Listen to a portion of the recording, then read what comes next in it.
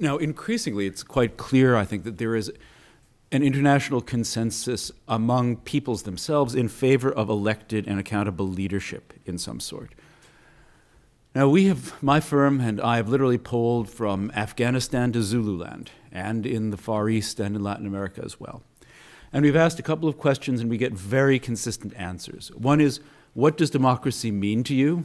And the answer is, almost everywhere, freedom or free expression. And the answer is, why do you want to vote in an election? This is particularly important because we make our living in part either in election campaigns or voter education campaigns. When we ask, why do you want to vote in this election, people tell us to choose our leaders. That may seem awfully banal, but in places where people have not been able to choose their leaders, it is a big thing. Even in a country like Saudi Arabia, for example, a rich society, a society where people will tell you that most people will say that the country is headed in the right direction, where the king is exceedingly popular, you will still have people tell you by a very large majority that they would prefer to live in a democracy to a country that is led by a strong leader. At the same time, though, while this consensus is very broad, it is not very deep. It's what I might call a minimalist consensus in favor of democracy.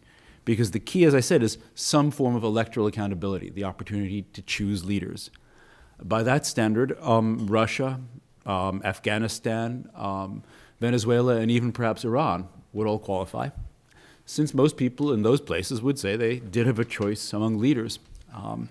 In other words, it's not what we in the West would necessarily call a demand for free and fair elections or for full democracy and democratization. For example, in Russia, by more than a 2-to-1 majority, people preferred, or at least until recently, preferred the sort of strong leader that they had to a more democratic system, though there are some signs that that may be starting to change. Still, the desire to choose one's own leaders is a very powerful trend at present.